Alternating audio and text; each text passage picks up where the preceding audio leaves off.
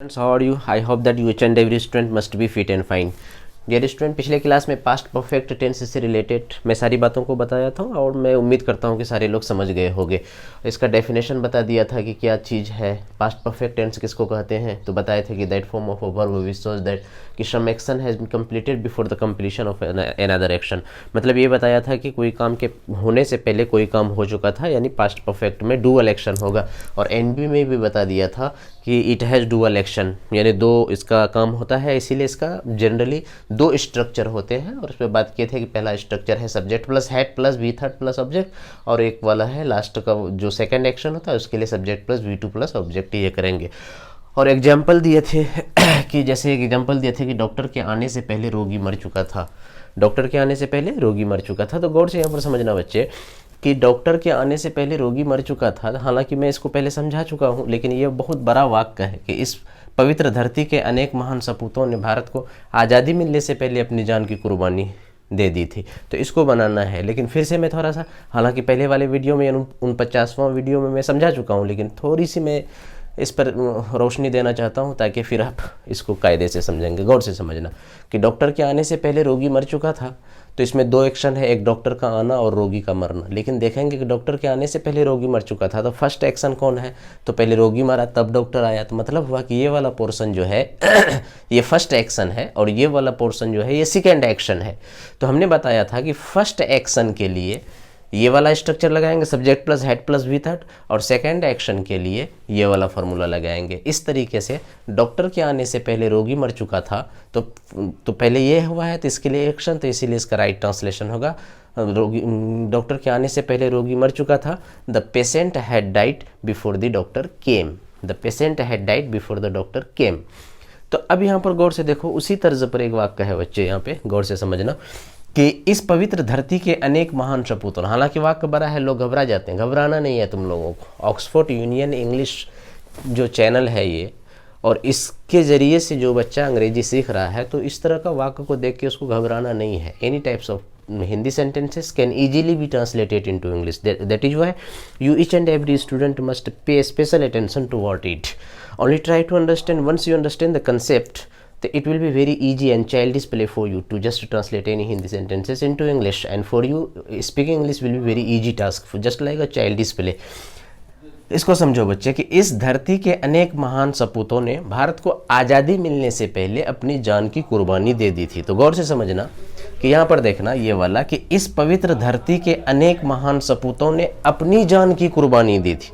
तो पता चला यहाँ से ले करके और इसको छोड़ करके बल्कि यहाँ तक ये फर्स्ट एक्शन है, और तब भारत को आज़ादी, उसके बाद भारत को आज़ादी मिली थी। मतलब हुआ बच्चे कि ये सेकेंड एक्शन है, ये एक्शन जो है ये सेकेंड एक्शन है। तो फर्स्ट एक्शन कौन है? ये कि इस पवित्र धरती के अनेक महान सपूतों ने अपनी जान की कुर्बानी दी थी। तो ये फर्स्ट एक्शन है। तो फर्स्ट एक्शन के लिए ये वाला अप्लाई करेंगे।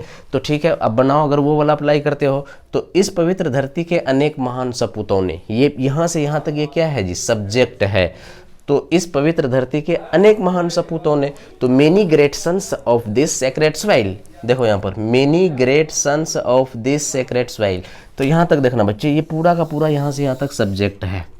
ठीक है, क्या कहते हैं कि इस पवित्र धरती के अनेक महान सपूतों ने यहाँ तक कर दिया, यानी सब्जेक्ट दे, उसके बाद हेड का प्रयोग करो, हेड का प्रयोग किए। ठीक है, उसके बाद वर्ब का प्रयोग करो। तो वर्ब कौन है जी? यहाँ पर जान की कुर्बानी देना यानी सेक्रीफाइस, वो भी क्या? अपनी जान की।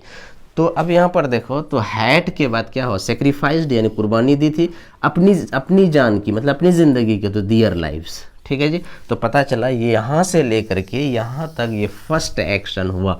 क्या? कि many great sons of this sacred soil had sacrificed their lives, यहाँ तक। ठीक है जी।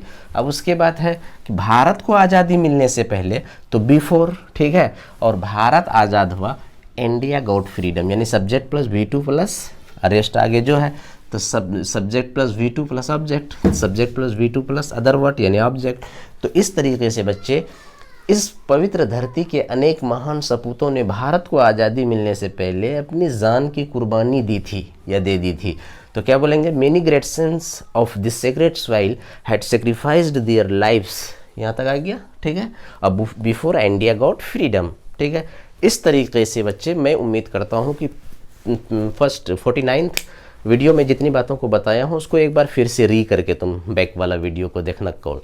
और आज का ये वीडियो जो है बच्चे ये 50वां वीडियो है। एक बार फिर से बता दूं कि Oxford union English the name of this very YouTube channel, इनकलाबी series be are going on. और आज का वीडियो जो है ये बच्चे 50वां वीडियो है।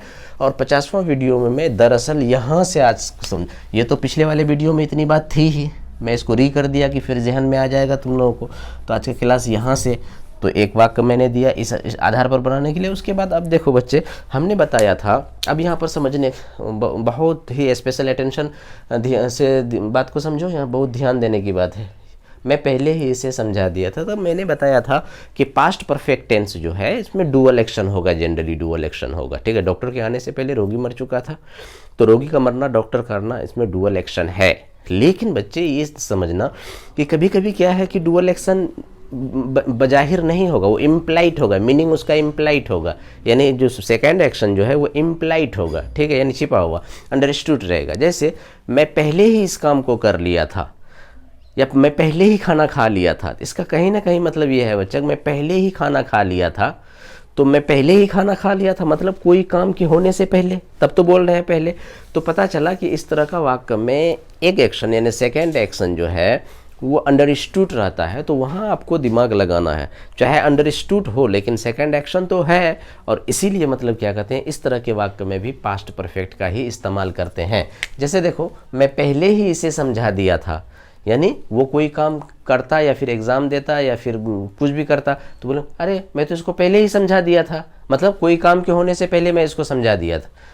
तो अब यहाँ पर देखो कि इसमें डुअल एक्शन छिपा हुआ है, हालांकि यहाँ बजाहिर यानी जाहिरी तौर पर दिया हुआ तो एक ही सिंगल एक्शन लग रहा है, लेकिन क्या कहते हैं इम्प्लाइड फॉर्म में देखोगे तो एक एक्शन इसका छिपा हुआ है। तो इसीलिए इसका जो है फॉर्म यही इसी स्ट्रक्चर पर ये भी यानी हेड वाला स्ट्रक्चर पर बनेगा।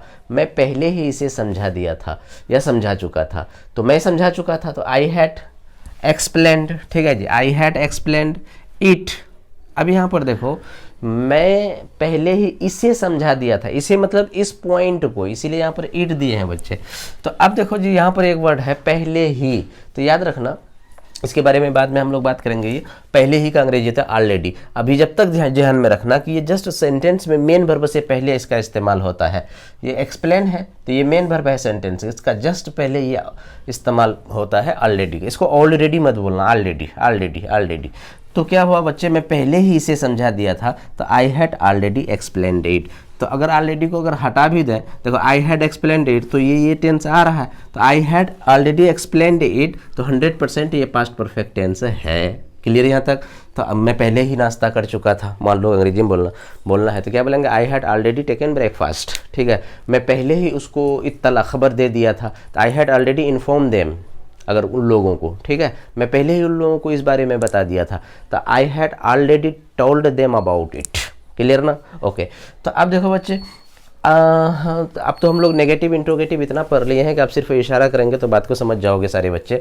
देखो तो, मैं पहले ही इसे मतलब इस पॉइंट को समझा दिया था, I had already explained this point, या I had already explained it.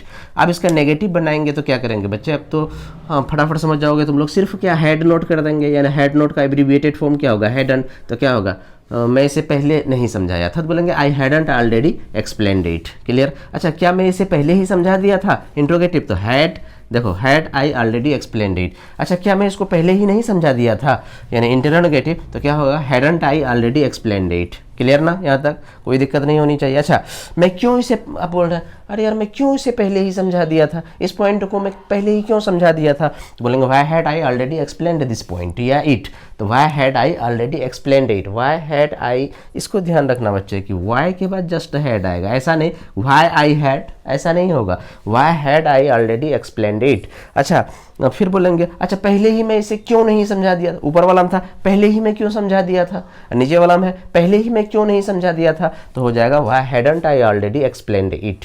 तो इस तरीके से बच्चे नेगेटिव इंट्रोगेटिव अगर हेड वाला स्ट्रक्चर आएगा तो इस तरीके से तुम सारे बच्चे कर लेना। क्लियर ना? ओके। अच्छा, मैं एक बार फिर से एक बात इत्तला कर दूं तुम लोगों के लिए, अभी जो नेक्स्ट यानी 51st वीडियो आएगा यानी 51वां वीडियो आएगा, तो उसमें मैं इससे रिलेटेड यानी पास्ट परफेक्ट टेंस से रिलेटेड मैं 2-4 वीडियो और बनाना चाह रहा हूँ। उसमें बहुत सारा वाक्य असल काम करना है इस पर, क्योंकि बहुत ज़्यादा इस्तेमाल होता है स्पोकन में भी, डे टू डे लाइफ में कन्वर्सेशन में, तो इसीलिए मैं 2-3 वीडियो और बनाऊंगा इसी टेंस से रिलेटेड। तो मैं जब तक सारे बच्चों से ये कह दे रहा हूँ कि इसमें जो इसको देखना कि कहाँ पर ये वाला सिर्फ अकेला सिंगल में आएगा और कहाँ पर ये दोनों आएगा, एक बात। दूसरी बात, आज का तो वीडियो 50वां है, तो इससे पहले वाला वीडियो भी यानी 49th वीडियो को भी कायदे से देख लेना और इसको भी देख लेना, और एक बार यहाँ तक जहाँ तक मैं बताया हूँ इसको अच्छे से 1-2 बार प्रैक्टिस कर लो, देख लो अच्छे से, और उसके बाद नेक्स्ट वीडियो लेकर के आएंगे तो जितना भी वाक्य इधर दिया हुआ रहेगा तो मैं उम्मीद करूंगा कि वाक्य दिया हुआ हिंदी रहेगा, अंग्रेजी आपसे बनना चाहिए, फिर मैं बनाऊंगा। तो तब तक के लिए सारे बच्चे बिल्कुल each and every students are requested to revise again and again this very video related, specially because in next video I will provide some sentences related to this very tense. That is why each and every student I request you dear to do more and more practices. Only practice gives you perfection. That is why keep on learning English and keep on subscribing this very channel and keep on pressing the bell icon so that each and every latest notification may reach to you easily. That is why dear student, with one share of Allama Iqbal I would like to just conclude the video of today. That is बात कि अगर चाहूँ तो नक्शा खींच कर अल्फाज में रख दूँ, अगर चाहूँ तो नक्शा खींच कर अल्फाज में रख दूँ, मगर तेरे तख़य्युल से फजूतर है वो नज़ारा। Thank you very much, keep on learning English and just keep on encouraging the student to watch this the video provided through this very YouTube channel, that is Oxford Union English. Thank you very much, keep on enjoying.